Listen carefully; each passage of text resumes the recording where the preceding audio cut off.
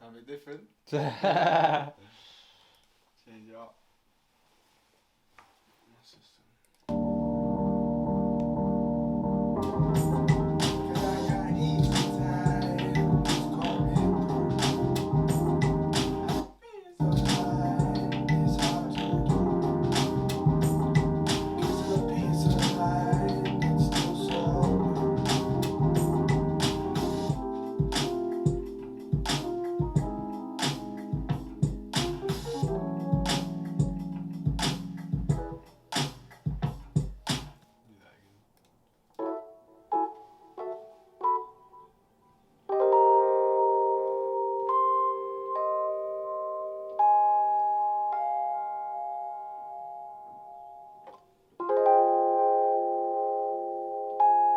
Don't really mind how you move. So Meslo, where'd you get the name? Like, how did the name come to be?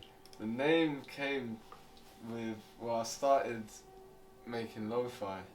And I wanted my name to be, like, revolve around lo-fi.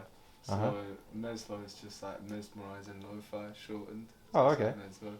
So Sweet. it's not really that creative. It hasn't got much meaning, to be honest. But Sounds like a Marvel character. yeah. So yeah, that's why it's not. There's no like hidden meaning behind it, or Yeah. it's not a nickname or anything. It's just random name, man. And like, it's stuck. nice, it's a sick name, man. And when did you like get into music? So I started off like in bands, just playing in bands, sort of like alternative sort of stuff, I guess, and then playing drums, and then I just got like this hunger to want to just make all the stuff on my own, just make being able to make whole songs on my own. So just started producing maybe like 4 years ago now, 3 or 4 years ago. So yeah, man, then like made that transition from sort of just being a drummer to like learning more instruments and learning how to produce and everything. And then man, just fell in love with it really, just rate it a lot, like it's good fun, man. Alright, sick. So like, what was your first beat like that you actually produced? Oh bro, I don't know about the first one, but I went back not long ago actually, maybe like 4 months ago, and listened to some, because I was using GarageBand originally. And for me, like on iTunes. Yeah. So I went back and listened to some of them, and they're like, oh mate, they're so bad. They're like, it was, I mean, like it's nice to listen back and think, oh, you know what I mean, you can like hear the progression where you've come from, sort of thing. Yeah. Mate, I was sat there with my head in my hands, like, what's going on? Yeah, it was bad, bro. Like, what was like what was that first beat like that, you know, when you heard it, you're like, oh shit, man, I need to get into music production, like. Yeah, I don't know, man. Like, well, to be honest with you, like, my boy who I live with as well, called Wilberforce, he's another producer. He kind of put me onto it, really. I'd say, like, because he was making beats amongst like a few more of my boys, and then we were just like, he was making them. I was like, this is sick. And I went around his house a couple of times. He showed me a few things and sort of like showed me the basic sort of thing. And then man, I just really sort of fell in love with it, because I've always wanted, like I said, I've always wanted to be able to do it, to make like music as one guy. Do you know what I mean? Yeah. To like call on other people to make tunes, or wait about for people to like agree on stuff and things like that. Yeah, I understand. So man, I just sort of started thinking, I'd love to start making beats, and then I guess the first like guy who I thought was like all like Alpha Mist, Lil Kana, Tom Mish, Yeah, Lil Kana's dope. Barney Artists, like all them guys, like heard that sort of style of production, like that sort of jazzy like influence stuff. Yeah. And now that's what I want to do. Like that's what I want to make really. Yeah, like I noticed like you have a little jazz influence. Like how did that come to be? Like how did the jazz influence start? I don't know, man. Like to be honest with you, I've really started to pay attention to it like last couple of years. But I'd say because of starting with drums, I was learning like mainly playing along to like funk tunes like Meslo, Parker, people like that. So like I feel like I sort of began to gravitate towards jazz sort of like just through drums and like experiencing new styles and new ways of playing and stuff. And then just really liked it. Like, but I like jazz with a bit of a bop to it. Do you know what I mean? I still like the loungy stuff, like just very chill. But I like it when it's got a bit of a bop to it. So hence like why I rated all the Alphabet stuff and Yusuf Days as well. He's another guy, right? So yeah, man. That's sick, no, because like you have a different, unique sound. Thank you, bro. Yeah, so, like when I took those photos, I was like, this guy. This looks like. So I was like, he had a hat on, that famous white hat right there. Yeah. I've had to get rid of that. The trim was bad, so. Oh, is that why he had a hat on? Bro, my trim was so bad for a long time, so I had to like just wear a hat, and then I got a different hat, and then I got a black hat, and I was like, you know what, I better just get a trim, like, because my hairline's bad, man. No, bro, it's cool, man. It's decent, man. I just got, do you know what I mean? I'm getting used to not wearing the hat because I realised this might be becoming a bit of a thing now, and people see me and they're like, he's always got that white hat on. No, listen, Robbie, like, I had the same thing with I used to always wear hats, and then my friend said, Shaq, you're always wearing hats. I was like, you know what? Fine, I'll wear no hat for a while, you know what I mean? So I know that feeling, man. So just these up a little bit. No, you got a fly haircut, bro. What I was like, cause I'll be honest with you, I was expecting a hat. Like, when I was expecting a hat today when I saw you, I was like, what's that? Bro, I was like, I wake up and I still sometimes look at myself and think, I feel to put the hat on. It's like a thing that's become comfortable to me, but no, I've got to just keep the trim on point now and just no more hats, do you know what I mean? Nah, it's decent, man. Through the winter months it's alright, but yeah, man. Sick. So like, where are you from, Robbie? So originally I was born like just outside of London. Do you know Epsom? Like it's on the southern line, isn't it? Yeah. So I was born around there, and then moved up to London like 4 years ago. I was living in Northwest, and I moved here to South. I've just been in South for a while now. Yeah, I love it, man. It's just where everything's happening. I know. Yeah, it's crazy. Like this new alternative vibe, and man. It's just South, man. And like how about like heritage wise, where are you from, like? Oh, is that what you meant when you said? No, I mean both. Yeah. All right. I'm Indian, half Indian, big up, and English really, but yeah. So yeah, man, that's my new tape or my tape. Yeah. That might be out by the time this comes out. That's all. Yeah, going back to sort of like not so much the sound, but more just like the reference, and it's all going back to my roots, embracing my roots, man. So big up the Indian massive. No, for real. I told you I'm Ugandan, so you know we have that community huge in Uganda. Yeah. And like, what made you? So with this new tape, like, what inspired, the tape to come to be? I think, well, to be honest with you, I've been like trying to like formulate a tape and put a tape together for a long time now. Like I've been, do you know what I mean? I'd say it's been about probably 2 years. I've been, do you know what I mean, getting a bunch of tracks together and thinking, this could be a tape, and then deciding not to do it or getting carried away and like distracted with other things and never actually like finalised the tape. And then, yeah, man, I just had like a bit of a madness this year, a couple like mad things, and then just sort of put me in the sort of mindset of like, I'm just gonna get something done, like channel this into something. And I was like, and then made all the beats. Yeah. And it was just it was like a finished project, and I thought it just sounded good as a project. And worked well, so I thought, I'll do that as my final thing. Do you know what I mean? Like, I'll have that as the first tape, because I don't know, man. I'm glad as well, because the other stuff that I was planning, because do you know what I mean? I don't feel like your first tape doesn't matter too much as a producer, because it's not like I've got loads of eyes on me or anything like that. But it's more just like that impression. Do you know what I mean? You don't want to be bringing something out that's half-hearted or something that you're not 100%. The audience will always tell. Exactly, man. Something that you're not 100% satisfied with. Do you know what I mean? So I had something that I was like, know what, I can finish this and be happy with it. So yeah, I just put the time into it, man, and finished it off. So, That's nice. yeah. Because like at Atlas Girls party, you know, like I was looking at everyone, and I just remember I was just taking photos. I was like, this guy just standing there with his cup. I was like, you know. A little bit. I was like, then when I posted, I was like, oh, I knew it. This guy was like, he just looked like he's just there, like just chilling. Yeah, man, that was a sick night. I was just chilling. Yeah. I appreciate the photos, man. I saw it the next day. I was like, yeah, it's my guy. No, because like I told Baggy E I listened to her EP and I like the song My Love. Yeah, man. And then when I saw it, this is the I was like, you produced. I was like, like, no. Then I just started seeing everyone like just commenting like, this is the guy. I was like, that's why like no like honestly like when you dropped the last track, I was like, yeah. And I saw that you were dropping a tape. I was like, oh damn, like this is something to look forward to. Yeah, that was good fun, man. So big up Baggy, man. Yeah, we made a 3-track tape together. That people seem to rate it, man. No, My Love. And she's amazing. You know, she sort of puts me on stuff and always make sure and say, you know what I mean, shout me out and be like, yeah, you produced it. So yeah, it was just sick because like I was shooting her in it. I was shooting and I was watching. I was like, why is this guy just watching? Like I was, and I was like, oh, producer, yeah. Yeah, man.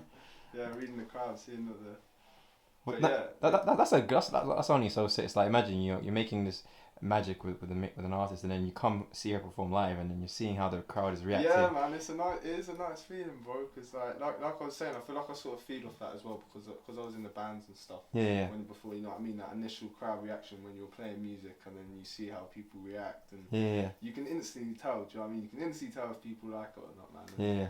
Do you know what I mean? I don't think, personally for me, that there's not much of a better feeling than seeing something you've gone and created in like a room with someone. Yeah. Do you know what I mean? And then you brought it out into the world and people rate it. Like it's just a sick feeling, man. I totally get you. Yeah. So Meslo, what's your favorite dish? My favorite dish? Yeah. Oh, this is a tough one, you know.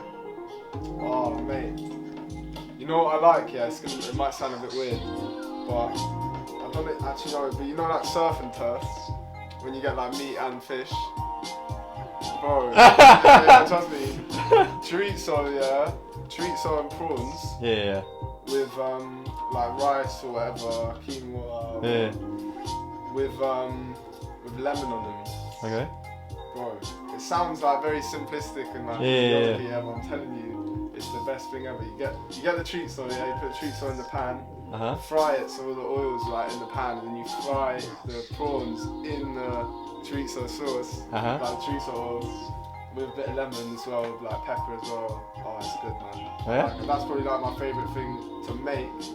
But then, like, I don't know about my favourite like ever dish, man. That's a proper tough question. That's up there, the chorizo thing, and then I don't know, man. I love like, I'm not gonna lie, I love like a kebab or something after like do you know what I mean? Go out, pub or something, have a couple of drinks. So I end up getting like some sort of kebab or something. Man. What, chicken or lamb? Whatever it is. Sometimes the chicken is gone, isn't it? The chicken's good, man. But like, usually I'll get just whatever they've got, really. But I don't know if it is actually good food or do you know what I mean? I'm just out after being out and think it's nice food. But yeah. Has anyone ever told you look at Karim Benzema? Who? Karim Benzema. Who's that? It's a football player for Real Madrid. Striker. Let's get him up on the... No one's ever told you this. Karim Benzema? Yeah. How do I spell Benzema? Benzema. B-E-N. It'll come up after that. Oh, Z. Yeah. No one's ever told you this. He's wavy, man. He's alright. He's cool, bro. He's like a wavy. He's a wavy striker, bro. He played for Real Madrid. Real Madrid, yeah. France as well. Man's banging in goals, man. Like. Yeah, come on, I'll take that. Did you ever play sports, so was it just straight like music? Nah, man. I wasn't the most sporty guy, to be honest with you. Like, I played. Do you know what I mean? I played sport like anyone plays sport. Like, I played a bit of football and that, but I never really took anything that seriously, man. No. Like, but I do a bit of running and that. Yeah. But that's about the extent of it. That's what the fuck. Yeah. Park's a blessing, bro. Just on my doorstep, kind of have a little run and that. But yeah, man, I don't really know. I don't really do sports. I like them. It's fun. Do you know what I mean? I have a kick around and that. Yeah. But nothing serious. No. Alright, sick. So Meslo, what's your favorite instrument to use? For production. Yeah. Piano, definitely piano. Piano? Yeah, man. Like that's my to play myself. Piano. I like Rhodes keyboards. Love Rhodes, especially. But then yeah, I like using synthesizers as well, man. Like I use Serum a lot, as well as sampling. Do a lot of sampling, but I'm trying to learn piano like good, so I can just play it like what I want to play, and I don't have to sample stuff so much. And then I'm learning guitar at the moment. And then drums as well, man. Yeah, drums I put like piano's my main thing, but then if I think the track is sort of the vibe of live drums, I'll play some live drums in. But yeah, man, piano is definitely my go-to keyboard. So like for making a beat, how like when you're making a beat, like how do you start? Like what's your starting process? So usually it will usually be I'll be like just chilling listening to tunes and something will inspire me. I'll be like, oh, I'll get a little idea, or I'll write a melody and then think of a melody and then try and get it down. But usually chords. Usually I just start with chords, work out like a nice little chord progression, and then just literally go from there, man. Or I'll find a sample, I stumble across a sample, like going across YouTube or listening to some records or whatever. I'll stumble across a sample, be like, oh, I want to make, make a beat of this. So yeah, man.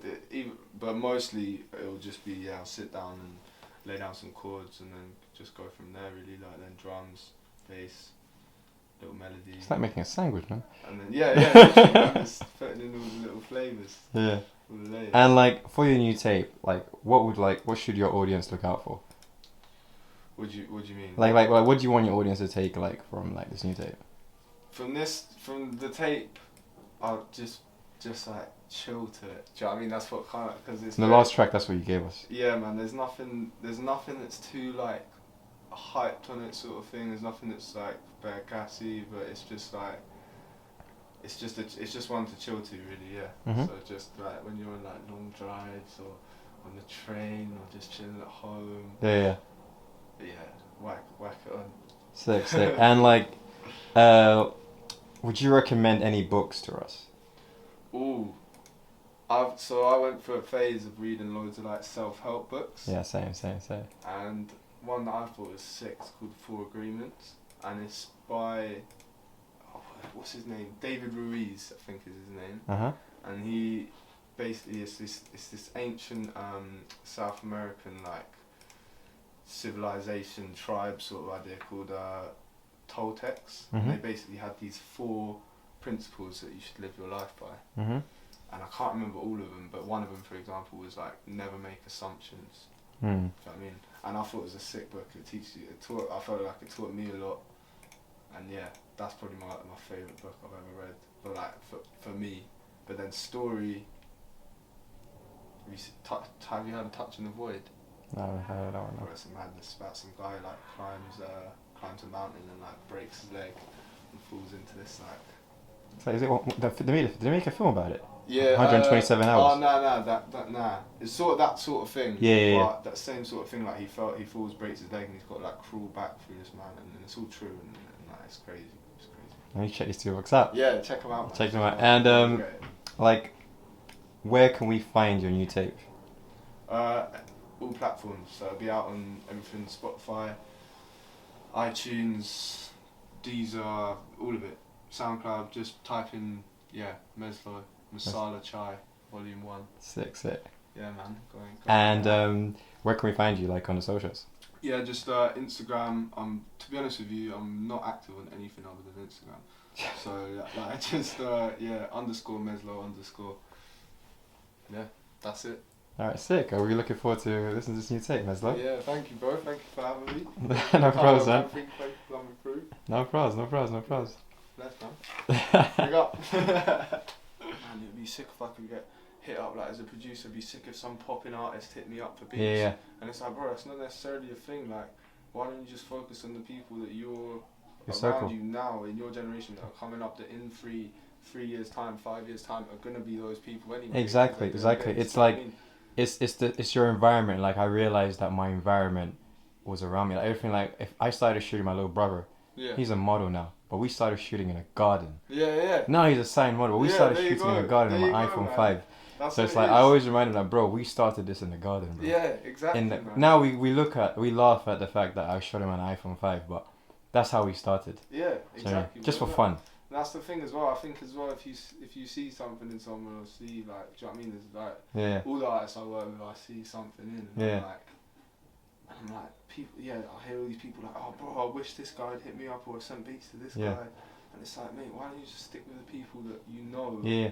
are gonna get there? Because you're building a like, do you know what I mean? An artist relationship Yeah, with for someone, real. and it's like becomes this organic, easy thing Oh, that you it's- both hop in the studio and it's just like it's all flowing, it's all there. No, it's all literally. happening, do you know what I mean? It's like, I told my little brother, like, I told one guy asked me, how did you start shooting photos? I was like, yo, I started shooting my little brother, then I started shooting people in my family, then I started shooting my friends, yeah, then I started shooting strangers. yeah, But I started And from it- the beginning. exactly. My little brother, I started with my siblings. I was filming before I started filming you, I was filming my brother in his gym videos. I was filming my older brother doing some sports videos. Yeah, They were not the greatest, but I was just practicing. Yeah, man, that's what. Do you know what I mean? It's like, so and then just like, experience. exactly, and then from my brothers, I went to my friends. From my friends, I went to strangers. And from like, then it just starts connecting. You know what I mean? Yeah, Because like, I had to get the confidence, and I started with my Yeah. siblings. yeah. Because I read a book. It's called Rebel Without a Crew, and it's by I think Roberto Rodriguez, and he says that's how he started. He used his siblings as his crew. Yeah. Literally, man. Well, literally, my brother used to come to my house and just help me with my lights. You know, Yeah. he'll hit record sometimes for me. Yeah, He didn't want yeah. to. He wanted to go play basketball. Yeah, But he helped me out. Do you know what I mean? So it's like Yeah. I'm forever grateful for my little brother because now he's a model. But before I had this idea. They were like, yeah, go for it. Yeah. Just go for it. Yeah, exactly. So they helped me. Do you know what I mean? And I really appreciate that because now, Trust. you know what I mean? It's like now it's like a phase where I'm getting to shoot people like you. You know what I mean? Yeah. So it's like it's an honor because I have to practice somewhere. Oh mate, I wanted to you're here, man. No, literally. Yeah. So it's like you're right, and a lot of people do want to send beats to this amazing. But it's like, yo, man, you got someone right next to your neighbor, man. Exactly, man. Exactly. Like- bro. That's how it is, and I think as well, like you were saying, you did it to build your confidence. Yeah, Like, especially for me, anyway. Like when I started, bro, I was just like so not confident with showing people my beats, and I'd be like, oh nah, I don't want to show. Like someone would be like, oh, can I hear some of your stuff? I'd be like, oh, Yeah, I know. You know, be proper pranking out. So. Oh, I know that feeling. Then, that so I was, sensation. so it was also part of that party with that. Do you know what I mean? I feel like working with artists over and over again, and working on your craft, and do you know what I mean? And getting confident with those people and around those people in a creative environment, man. Yeah. It does so much because you never know. Do you know what I mean? You could, let's say, I don't know. Whoever's big right now, like stupid big, like in the UK, I don't know, like H, yeah. Yeah, Let's yeah. say H, yeah. I was like, let's say I made a beat for him, and he went and he rated the beat or whatever. Bro, like you could go there and you're not even like vibe with them in the studio on a human level. Can you imagine? That's what I always think is. Like, That's so deep. These people get so hung up on like, oh, I'd love to work with that person. It's like, yeah, but what if you didn't? They're just like any other person, really. Yeah. Because yes, they're big, but Yeah. what if you just didn't get? You just guys. Oh my didn't- God, it's there funny wasn't you any say that. chemistry, man, because that happens. Literally, like, I was listening to a podcast, Who Would Be Podcast on Spotify, and AJ Tracy said something similar. He was like, he said you can tell when an artist it was in the room with the producer or Yeah, someone yeah. just did the email to Yeah, him. yeah, And he was like, you could tell by the beat. So what you're saying is so you can, true. yeah, Imagine. man. Yeah. Imagine. That's what I mean. I've always thought that. So I think just always stick with people you know, bro. Stick No, with people that you know. It's Like, true. You can. Obviously, I'm not saying don't go and find new people to Yeah, work with, yeah, yeah. but always just stick with people that you know and you have like share your vision and all that sort of stuff, man. I agree, man. I agree. Fair.